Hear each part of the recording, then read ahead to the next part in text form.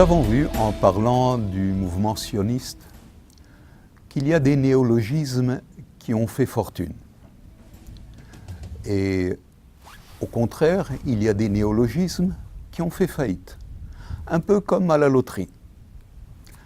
Le nom sionisme, qui est un néologisme créé par Nathan Birenbaum, est devenu célèbre, a eu une réussite totale du point de vue de sa connaissance dans le monde entier. Par contre, le néologisme que j'ai inventé, palestinisme, lui a fait faillite. Mais pourquoi?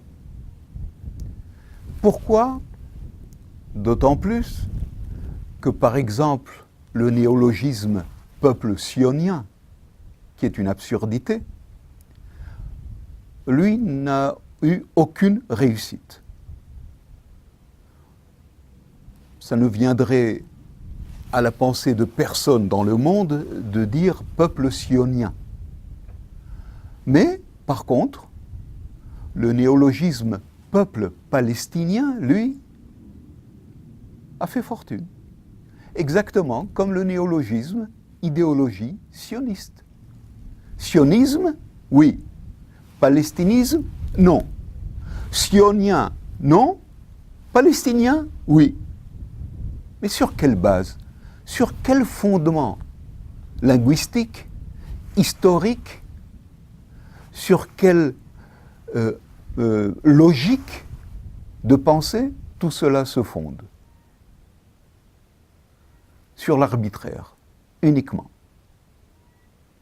Alors nous allons essayer d'analyser cet arbitraire en faisant un petit rappel historique. Après la Première Guerre mondiale, en 1919, en 1920, il y a eu le congrès de San Remo qui a octroyé à la couronne britannique un mandat sur toute la Palestine. Ce mandat s'est créé après la déclaration Balfour qui octroyait un foyer juif en Palestine. Cela signifie qu'au départ, à l'origine, le mot Palestine désignait les juifs sionistes, et surtout pas les arabophones, les arabes arabophones.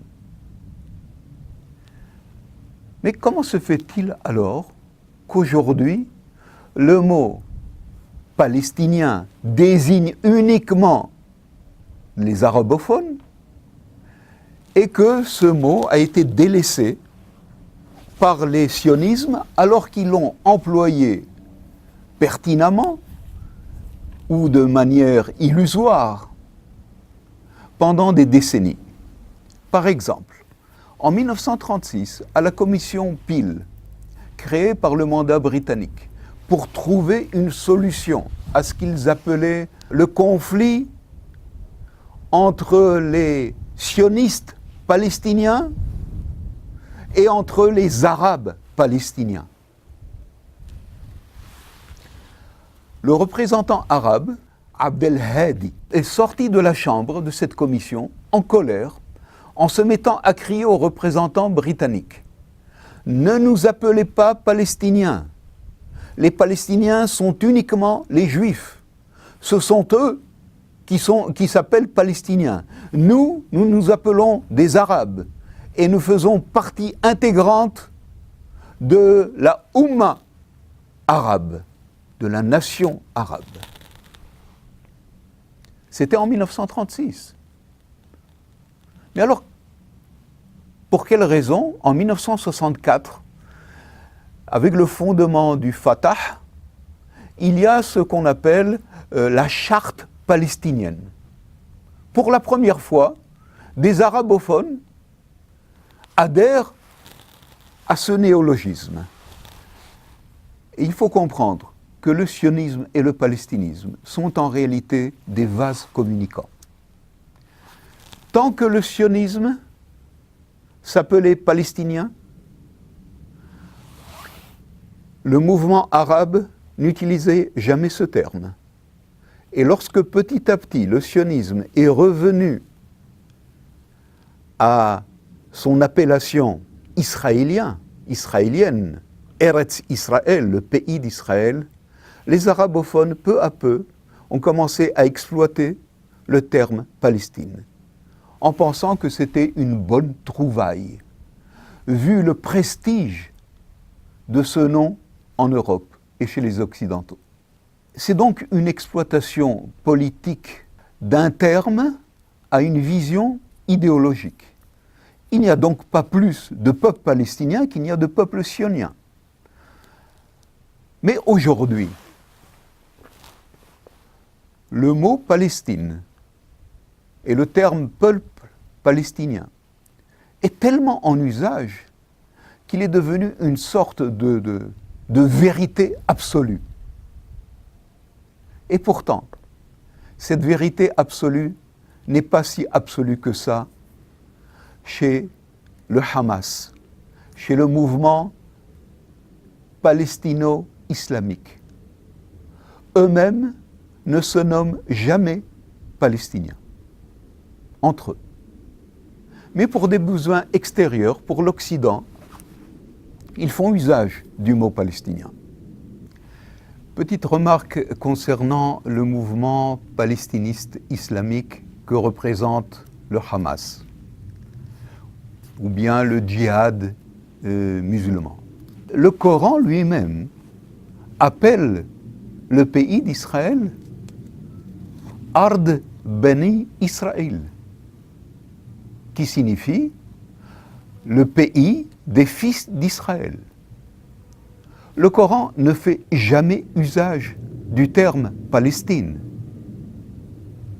En arabe, ou bien sa translittération en arabe, Palestine. Jamais. Nous ne trouvons dans le Coran aucune fois ce terme. C'est pour cela que les islamistes palestinistes,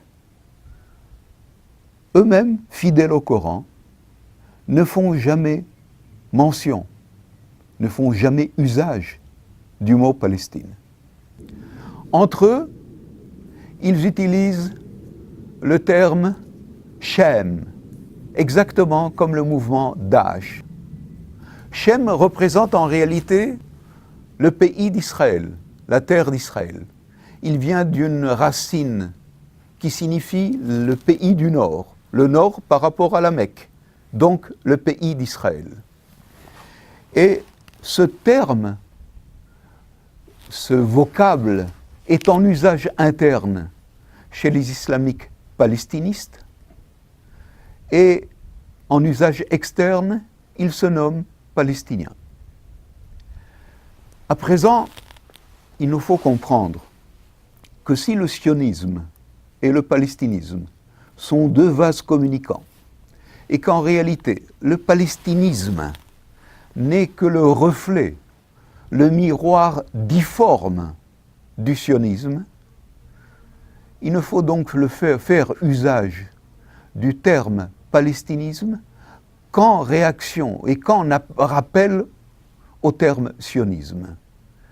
Et tout comme nul ne fait usage du mot peuple sionien, nous devons prohiber l'usage du terme ridicule et totalement anhistorique de peuple palestinien. Il n'y a jamais eu de peuple palestinien, il n'y a pas de peuple palestinien et il n'y en aura jamais. Et d'ailleurs, nous avons dans le dictionnaire Larousse de 1930, nous voyons le terme Palestine encadré dans une étoile de David, et ce nom désignait, tout naturellement pour le dictionnaire Larousse, il désignait les Juifs sionistes. Nous pouvons donc, sans aucune arrière-pensée et de manière objective, faire endosser la responsabilité de l'usage du mot Palestine aux sionistes. Et le sionisme créa le palestinisme.